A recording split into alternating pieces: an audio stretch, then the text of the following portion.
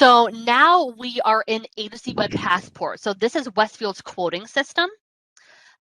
So a couple of things here. I'm not going to spend too much time in this system itself because I want to make sure we have enough time to go on the test quotes, but a couple of high-level things because I'm sure most of you probably aren't too familiar with Agency Web Passports. But right now, so up here, we have the home, personal, commercial. So this breaks all the information up by business unit first and foremost, okay? So moving down on the left-hand side here, you're going to see some common documents that is also going to be broken up by business unit. So if you click on personal lines tab, all of this information will be flooded over there as well. If you click on commercial, all of that would be flooded over there, so on and so forth. So depending on which business unit you are clicking on, that's the information you'll be looking at that point. So for the sake of today, we're going to click on personal lines tab. Whoops.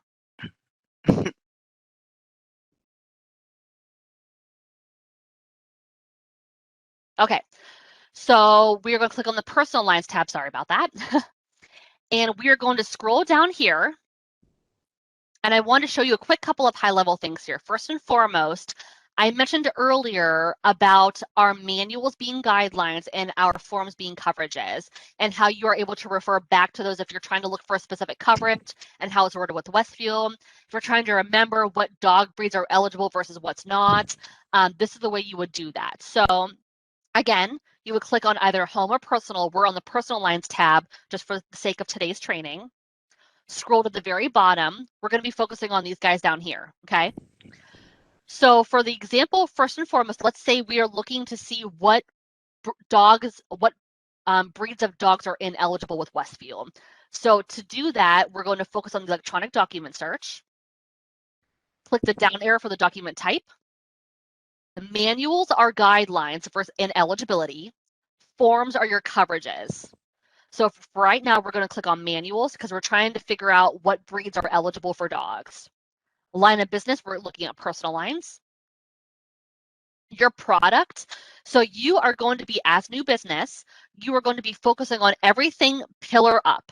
All the pillar items of what you're going to be focusing on. So in this case, again, the example is dog breed. So we're going to be pulling up the home pillar side. The state, we're going to be focusing on Ohio. Click the go button.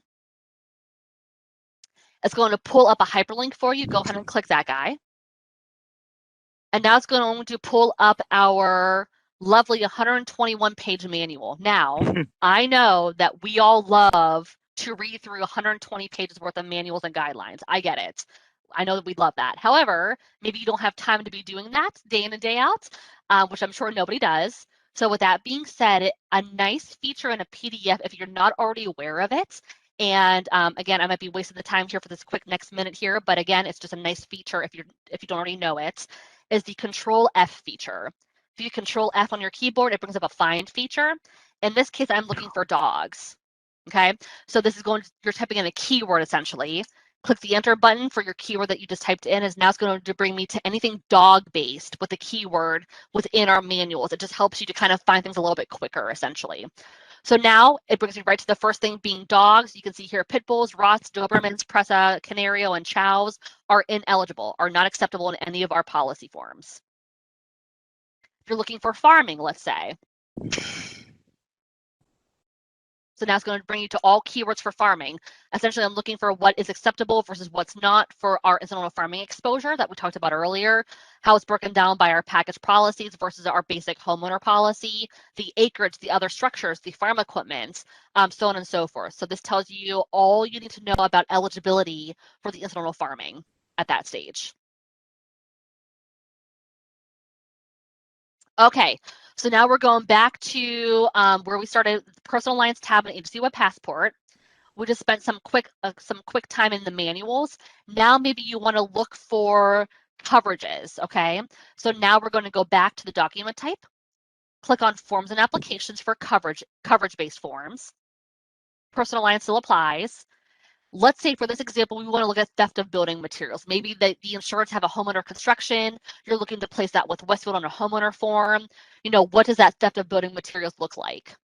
So now we're looking at home yet again, looking at Ohio.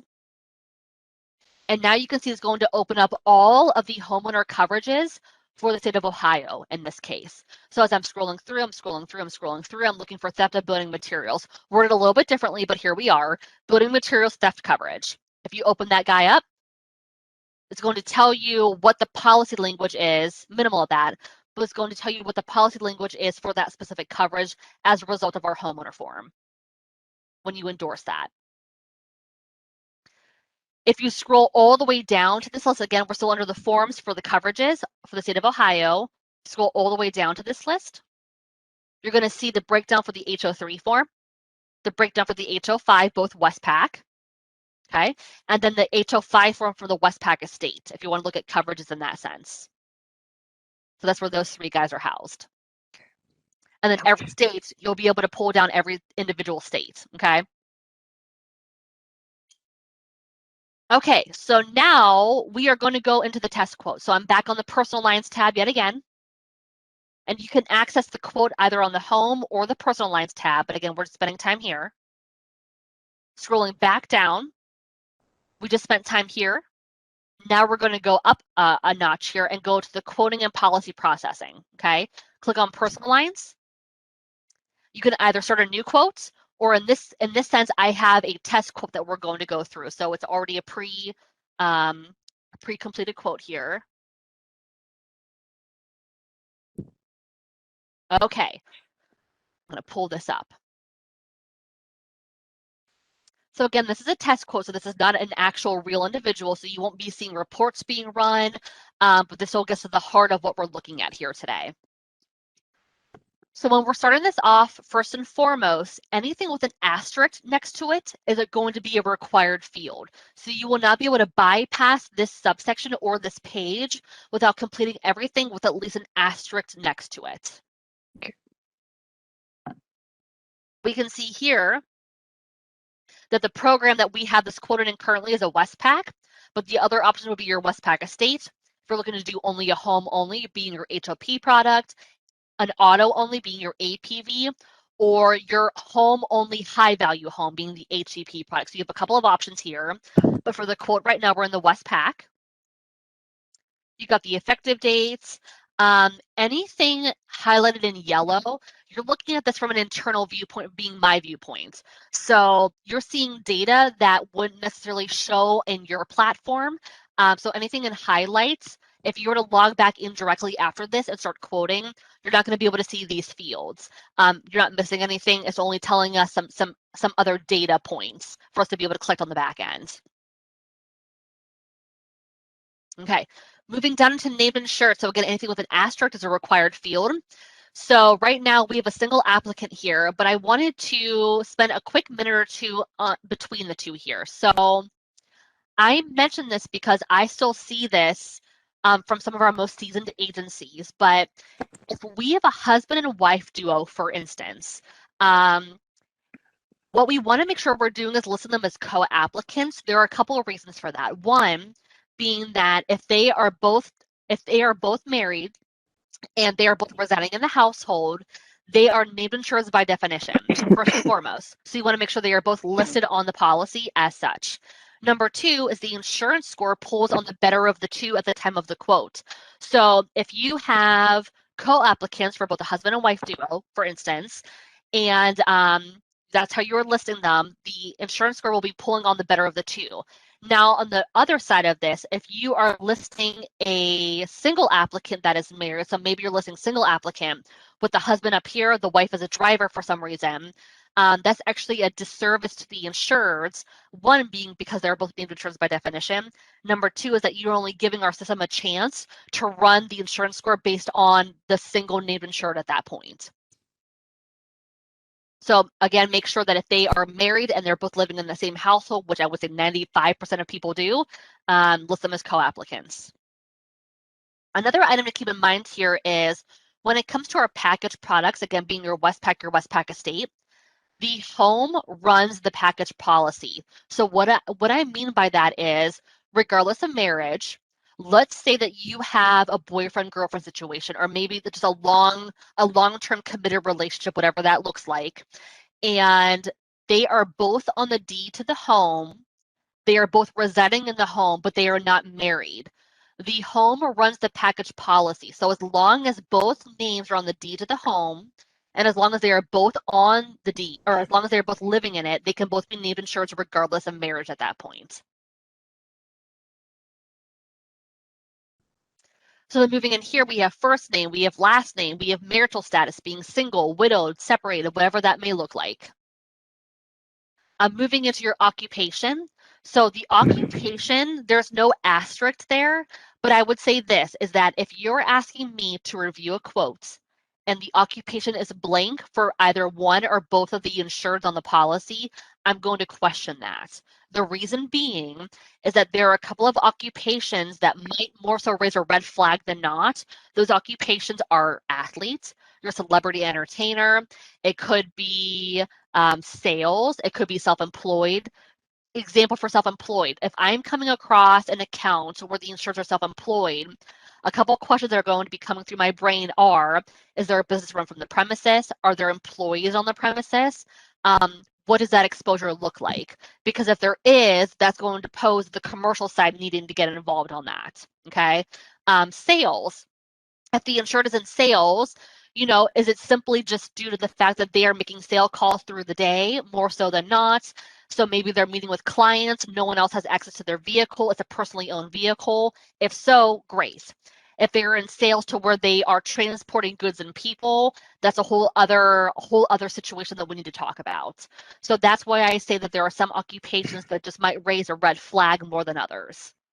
Doesn't mean it's ineligible, doesn't mean it's not acceptable, but we're going to have some questions around that. Social security number, I'm gonna bounce back up here really quickly. The social number, it is not a required field. There is no asterisk there, but I would say this: if the insured is willing to provide that to you, it's just one more data point for us to be able to pull the most accurate information for the insureds. Again, it's not required. So if the insureds aren't comfortable giving that, no problem there. It's just, again, if you're able to get it, great. Moving into the license number. So for some funny reason, there is no asterisk required here, but I would say that we do need the license number in order to run the MVR and the reports. So make sure that as you are inputting, inputting the information for the new quote, make sure you're inputting the license number, please. Driver status. So I'm going to click this down arrow here. From my viewpoint, you'll be able to see three options. You'll be able to see driver, non-driver, and excluded driver. I believe when you guys look at that, you will only see driver and non-driver. And excluded driver, we only rarely look to exclude drivers on existing business. We would never look to exclude a driver on new business, ever.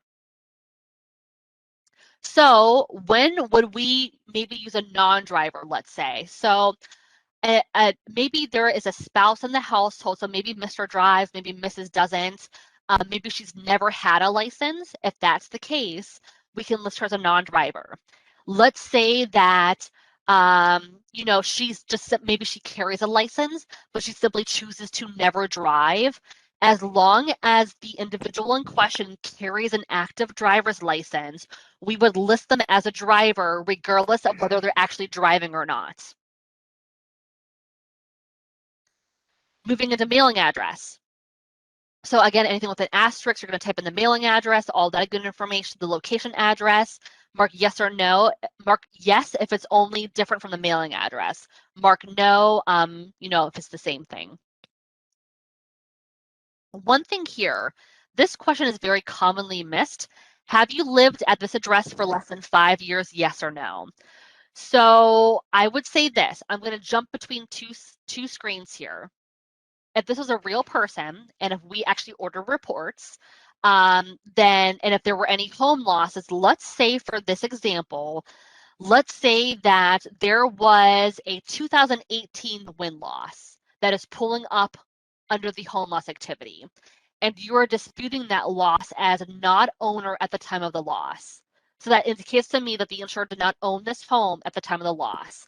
But where we just were, under the insured tab, we're back here. So we worked on home losses. Now we're back to the basic screen here.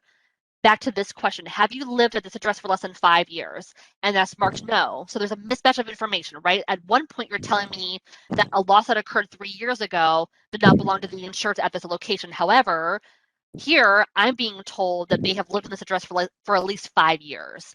So this is a very commonly missed question. I think it's a little bit buried, to be quite honest. And as you guys are going through this, it'll stick out a little bit more as time goes on. But if they have just recently moved into the home, make sure you're marking yes to that question. And then you're going to be listing their previous home address, again, just for data purposes and just for pulling reports the best that we can.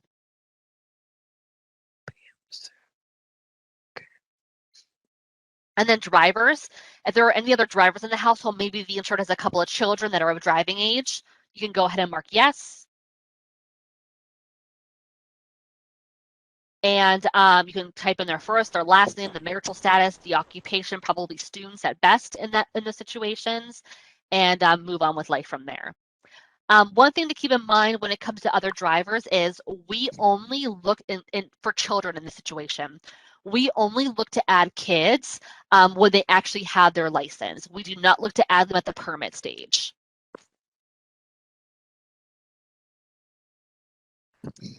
Okay, now moving into your auto driver reports. So when we run the MVRs, when we run the CLE reports, if there's any activity for the drivers, it's going to pull up on this page, okay?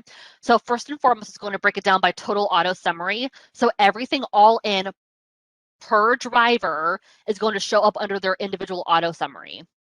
Then you can break it down by MVR. You could also break it down by auto losses if you want to look at it individually. And this is going to show for every driver you have on the policy.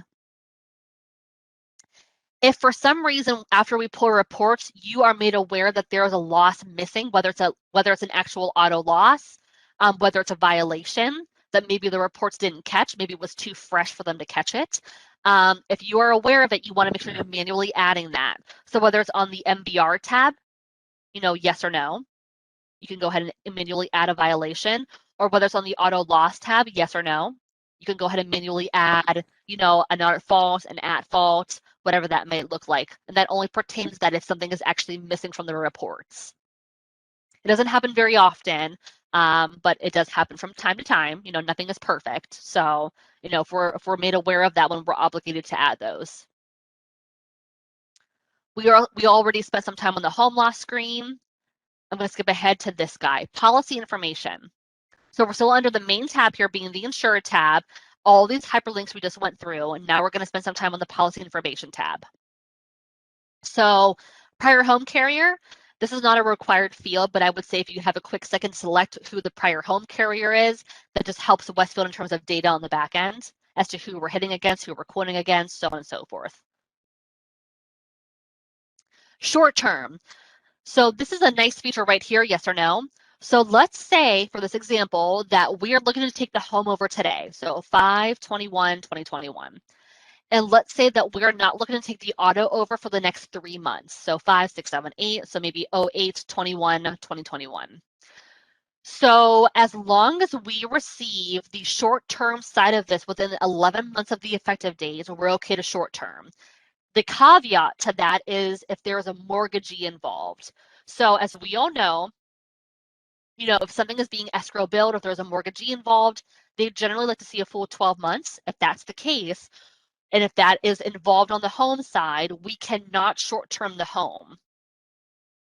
So if the insureds own their home, flat out, or if there's no mortgagee or no escrow, and they want to short-term the home, we can do it at that point. But a mortgagee or escrow build would kill that for us, okay, in terms of being able to short-term a home. But a nice feature, if we can't get it all at one point, what you do have to do, you have to quote it all at one point. This is only indicating that we're not going to obtain the auto for another 3 months from now in this specific example. So you would quote it all on the front end, make sure underwriting is good with everything on the front end. The only thing that you would do is that when you issue it, the home would be effective at one point and the auto would be effective at a different point, essentially. But we're underwriting it all at the same time. Other Westfield policies. So this, if you remember from our training earlier on, this is where we are going to be cross-referencing those other Westfield policies, whether it's an umbrella, whether it's a commercial policy. So this is where we do it. So under other Westfield policies, you're going to see a couple drop down, policy symbol. So let's say that we quoted an umbrella with the intention of issuing an umbrella. So we're going to go to the UXP policy, type in the policy number. All of our policy numbers are going to be 7 digits. Now, whether that is numerical or there might be a letter added in here or there, everything is going to be 7 digits long. So when you've gone ahead and added that, click the add button. And now you can see we just cross-referenced a personal lines umbrella. When you scroll down here a little bit, you're going to see here that the personal umbrella discount has been automatically added as yes, because you cross-referenced it above. Now, moving back up to the symbol. So let's say that the insureds also have a commercial policy with Westfield. We want to make sure that we're getting all the discounts we can. So now I'm going to go back here, policy symbol, click the down arrow. I'm going to say it's a small commercial policy being a bot policy. We're going to do 1, 2, 3, 4, 5, 6, 7. Type in the policy number, click the add button.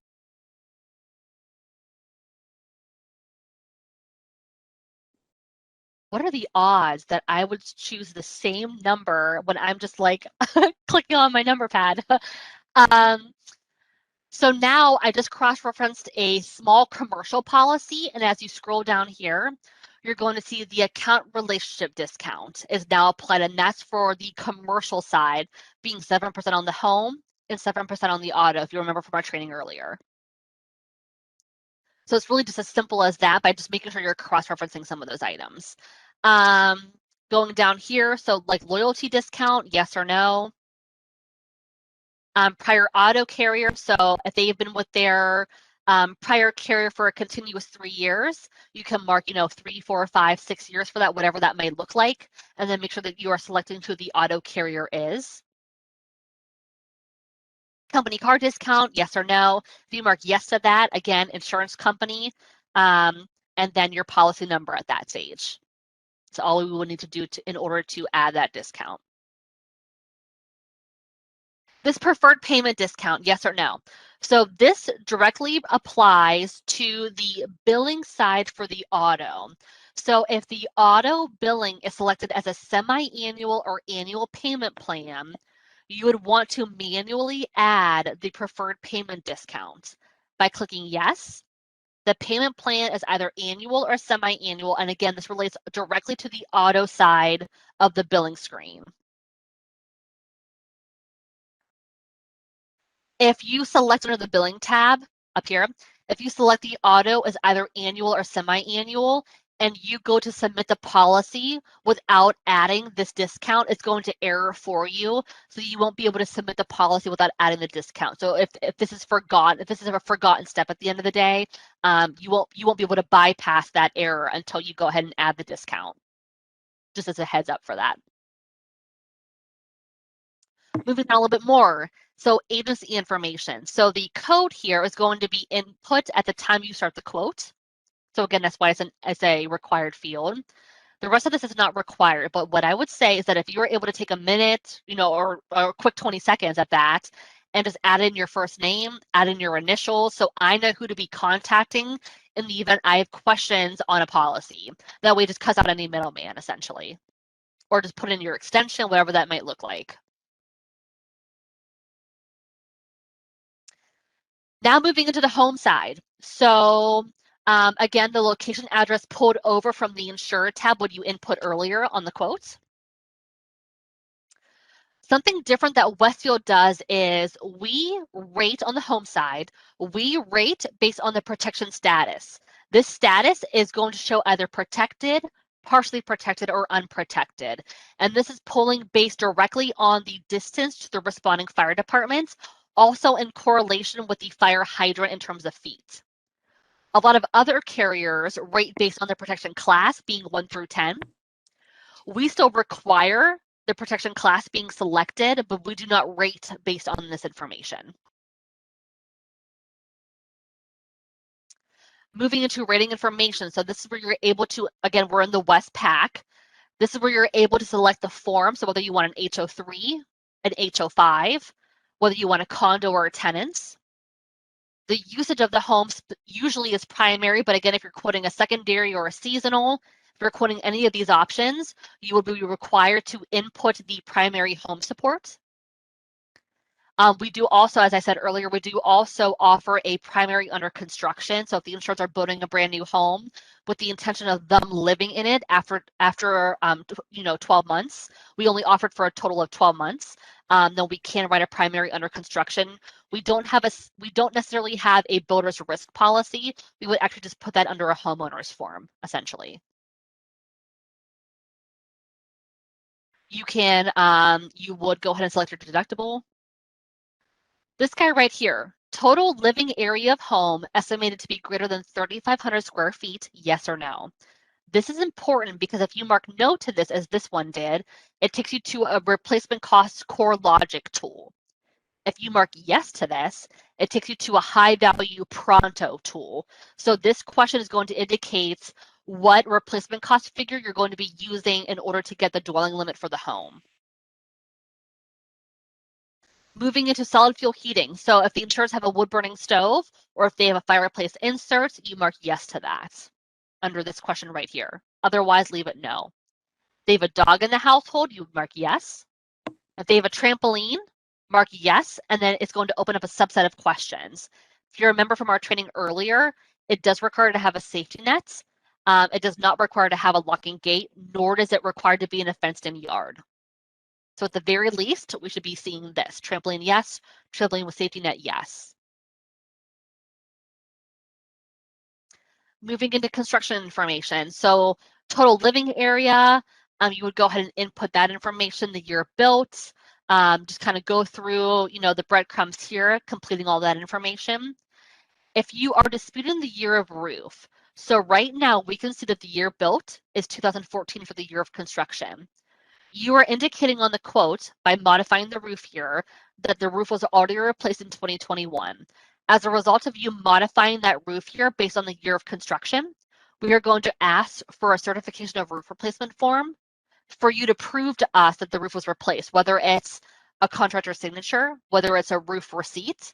Maybe the insured just bought the home and the prior homeowners replaced the roof. So naturally, the new homeowners would not have that receipt, nor would they have, that proof showing that the roof was replaced, other than, what the listing is showing. If that's the case, we can look to offer, or I should say, accept photos of the roof. So the roof photos do not show the year it was replaced clearly, but it does show the current condition. So if we can't get any other type of proof, again, being the contractor signature or the receipt of the roof replacement, we can look to accept photos of that. Still keeping in tune with the construction information section of this, now going down to swimming pool. So if you remember from our training, swimming pools are eligible as long as they are fenced, yes. If there's a diving board, mark yes, and the depth at that point will need to be at least 9 feet deep. If there is a slide, mark yes. If there's a slide, there's no depth requirement. This only correlates to a diving board at that stage. Moving down to credits for the home. So we talked about this earlier in the discount section of the training. So if they have sprinklers in the household, you can indicate whichever would apply. If they have dead bulbs and fire extinguishers or fire extinguishers, really, you can mark yes to that, or no if they don't have any of that. Burglar and fire alarms. If they have any of those alarms, click the down arrow. You're going to see a couple of options pop up. You can select whatever applies for both burglar and fire. And then a generator. If they have a generator installed, you can click yes to that. If not, click no.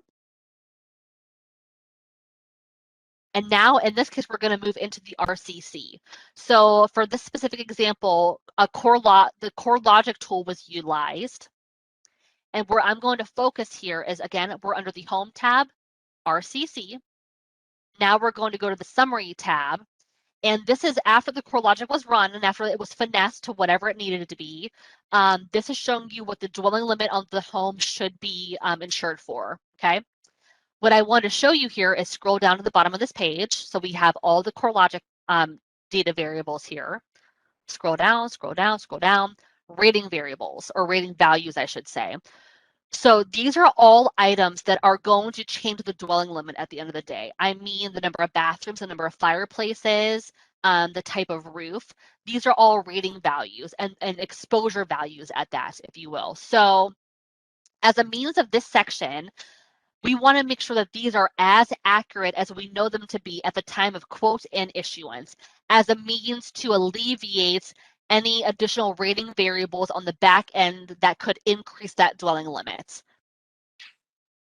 As a result of this, we actually ask you by this question down here that you've actually validated these the best to your knowledge. And by indicating check marking yes to this allows you to bypass this page and move on to the next page. So you have to make sure that you've reviewed this, check mark this box, and move on. That now takes us into the home coverages. So this figure right here is directly pulled from the replacement cost figures. Then you're able to add in your personal liability and your med pay. These are all grayed out based on our policy forms. Okay, so that automatically adds what needs to be added there. Moving into optional coverages. Okay, so this is where you're able to essentially start to kind of beef up your Westpac if you wanted to. So if you want to add backup sewer and drain, you can. If you wanted to add service line, you can just by simply check marking those endorsements. One thing I wanted to mention here is other structures. So as we all know, the other structure coverage on the policy itself pertains to those that are on the residence premises, okay? Now, if the insurers have other structures off the residence premises, maybe it's down the street, maybe it's, you know, the county over, maybe it's across the street, whatever that may look like, you want to make sure that if they want coverage on those buildings, that you are manually endorsing those buildings to their home side. The way you do that is where you're under the home coverages, optional coverage, again, to where you're going to be endorsing everything else to the home side. Going to click other structures away from premises. You also want to make sure that you are adding liability to that too. So again, for any other structure on the residence premises, there is automatic liability. For any structure off the residence premises, liability is not automatic. So you want to make sure you are endorsing that to extend it. Otherwise, there's going to be nothing there afforded. So the way you do that on the same screen is we just clicked other structures away from premises, go to the liability side, and you're going to click this guy, additional residence liability and med pay. So now we're indicating we've got structure away from premises. Now we are looking to extend liability to that structure. Click the next page. And now you're going to see a couple of line items here pop up. So other structures away from premises, the dollar amount, the construction type, the usage should be personal each and every time. And then a description of that. So you can see down here, I indicated we've got a frame building, personal use only. It's a pole barn worth $15,000, and the location is to be determined, okay? Down here, this is the liability extension. So we can see here that we indicated it was owner occupied, correlating back to this pole barn. The state would be Ohio in this case, in this example. The number of families is 1. And then you'd want to make sure that this address meets this address so that we know we're extending that liability to the pole barn on that parcel. I always like to note this in trainings because the liability extension specifically is so oftentimes missed. And that way the insureds at least know that they got the liability afforded to them when we're extending it. So I just want to make sure that we had that conversation up front so that way it's not missed on the back end. Now moving into home initial interest. So this is where you're able to add in, your mortgagee, your trusts, your lost pays, whatever that looks like on the home side right now. Moving into inland marine. So let's say that the insureds have some jewelry they wanted to schedule. A couple of things here. So in the Westpac Estates program specifically, that's for your high value home, if you are individually listing your jewelry, your fine arts, those are going to be agreed value loss settlement in the Westpac Estates. Now, if you opt to blanket those items in the Westpac Estate program, you are taking the loss settlement from agreed value to replacement cost. So it's very important in the Westpac Estates specifically, or in its sister monoline, the HEP product, that you are individually scheduling those items to make sure the loss settlement remains agreed value. In the Westpac product that we're in right now, the items in question, so let's say jewelry, the items in question are not automatically agreed value, but you can endorse it to be agreed value.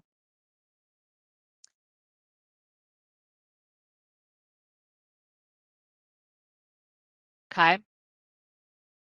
Okay, so now moving into boats. So if you remember from the training earlier, we indicated that our preference is to endorse the boats directly to the home side. So we are under the home tab right now. We are under the boat section. If you click add boats, that's where you're able to start adding in the information for the boat and any corresponding trailers for those boats. Moving into the auto section. So this is where you're able to add in all of your basic coverages for the auto side. If you remember from our training earlier, we talked about the extended non-owned coverage. That's for company cars in the household. The Westpac Estates, the WNE product automatically includes that coverage. The WNP product that we're in right now does not. That's via endorsement.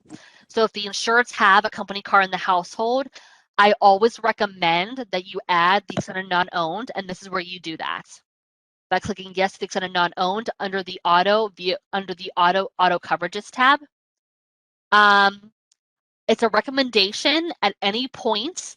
It's only a requirement in the WNP product and the APV product if you're looking to quote an umbrella. Moving into vehicles, so this is where you're able to add in any of your vehicles, whether it's private passenger, whether it's your recreational vehicles, being your collector, being your antique, your motorcycles, your motorhomes, your golf carts. This is where you're able to add in all of those items.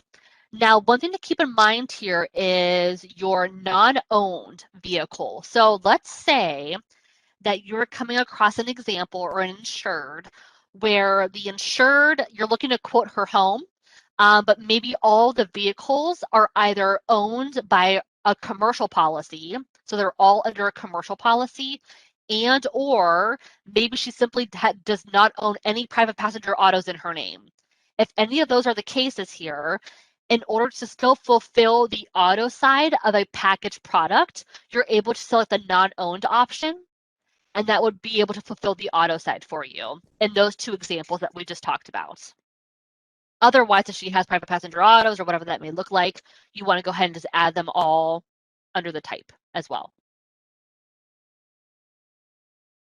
Moving into auto additional interest. So this is where you're able to add in any lost payees, like those sort of things.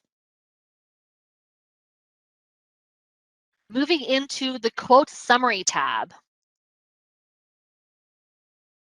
So this is now going to show you everything that you've quoted thus far. So first and foremost, the effective dates. It's going to show you the address. It's going to show you the total quoted premium. This total quoted premium includes home and auto. Going to tell you all the home information. So your dwelling limit, the breakdown of all your coverages, anything that you've endorsed to the policy being backup of sewer and drain. We endorse structures away from the premises, service lines. So that's going to break everything out for you. Then going down to inland marine, you got your fine arts, your jewelry. Again, it's going to break it down by premium for everything for you, which is a nice feature. Now we've come to the total home premium. So we can see the total home premium is just a little over $1,000 in this example. What's nice down here is that for the billing section on the home, you're actually able to see the breakdown in terms of premium to what each option would run you. So you can see here, you can see the monthly option. You can see the annual option. You can see anything mortgagee based if there was a mortgagee indicated on the home side. So it breaks it down for you so you know what to expect with that. And I would say with Westfield, mortgagee will always run the highest with Westfield because it's a rating variable as well. Which we all know that most homes are mortgagee built at that too. You got all your included coverages here in the Westpac home side. So this is going to break down what is included for you. Keeps going, the homeowner discounts. So you can see here we added the account relationship discount. That's for cross-referencing the commercial side. We have any of the alarm protective devices. So that could be like your sprinklers, your burglar alarms, your fire alarms. We have, because we have some inland marine on there and we indicate that there are burglar or fire alarms, that's also showing up as a discount. And then if you remember, we also cross-reference an umbrella being your UXP product. Those are all showing as homeowner discounts. Moving down a little bit further, now we have the vehicle, all the premiums resulting from that, and then your total auto premium is down here. If you had any boats on here, that would show up down here as well. Keep going down, so now you have your included Westpac auto coverages, and then your auto discount. So again, high level, this is everything you've quoted thus far. It breaks it down by home, auto, inland marine, all of that good stuff. Now, moving into the eligibility side of this. So the statements first and foremost need to be completed. These should always be marked yes. All three of these should always be yes. Now moving into your questions. So it breaks it down by home first, by auto next, and then if you got boats, if you have incidental farming, there's going to be some other questions regarding those as well if it applies to the quote at hand. So I'm going to toggle between two sections here. So I'm going to go back to the home tab. So we indicated on here right now that there's a dog on the premises, okay? Yes. So by indicating yes on there, if you were to not click, once you read through this and get accustomed to what our questions are, if you were to not click on this guy right here, dog located on premises, it's going to error for you because on one screen you're indicating there's a dog. Under the eligibility, you are indicating that there is nothing there. So it's going to kind of feed you some of the information if it's missed first and foremost. That way you're kind of able to finalize what that quote should actually be looking like in terms of premium and in terms of eligibility.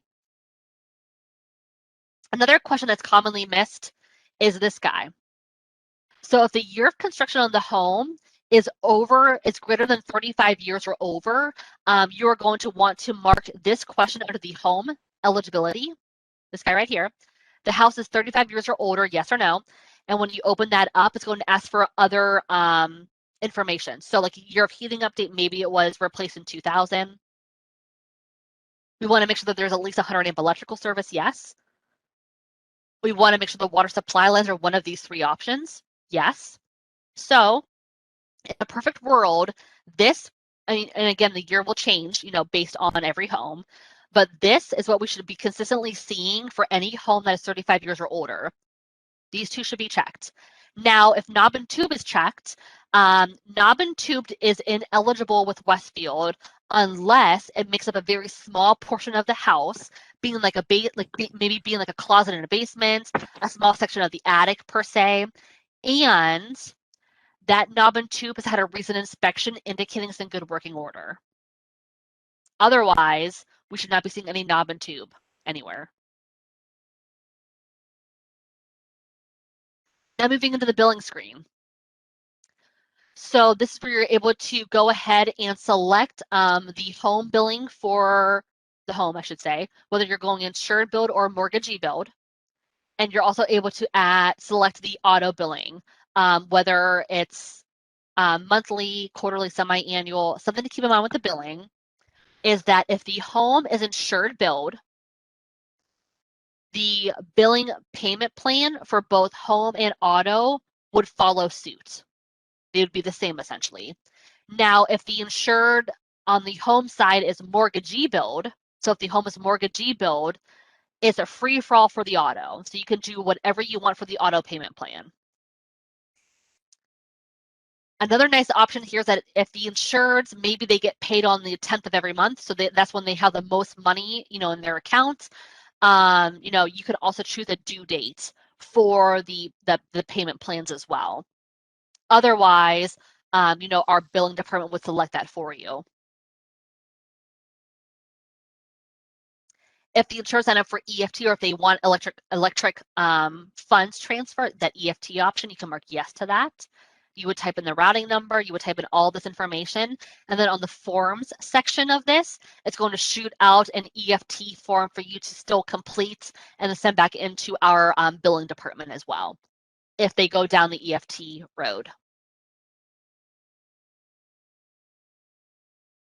Moving into application details screen.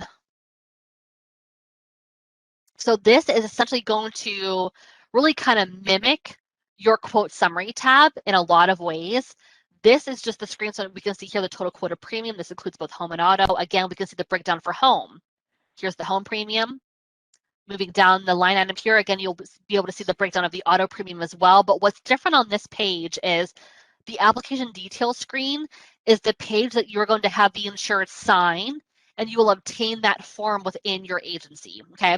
We here at Westfield do not require that you send all of those in to us, but what we do require is that for every time that you are selling a policy, you're getting the signed by the insureds, that you're keeping those within your agency. The reason we say that is in the event of an agency audit, we might be asking you for those signed applications. So we do not require them. We do ask that you get them signed and keep them, in a safe spot. I have a question. Yeah. What if you're paperless? Well, you would still need to get those maybe like electronically signed in that case, but you would still need to keep those within your database. Yeah. Okay, sounds good. Okay. Yep. Moving into the form, so if there's any forms that would need to be completed, then that would all show up here. So if you remember, this is that roof certification form I indicated earlier, and that's because we modified the roof year. So in this specific example, the year of construction was 2014. We modified the roof year indicating that it was replaced in 2021. As a result of that, now we're looking for proof of that. So this form will need to be completed and sent back into underwriting, essentially. Your errors messages screen. So this is going to show you what the status is as you're going through the quotes and anything outstanding. So we can see here, this is going to refer due to other structures, disregard the enter date. This is again as a test quote. So the dates are going to be a little bit funky on some of these. But essentially, this is going to show you anything that's outstanding that can hold up the account from an eligibility perspective, from an error status. So again, pretty self-sufficient at that, but that's kind of where it would all show for you. And that, with 8 minutes to spare, is high level, both our agency web passport and our test quote. Are there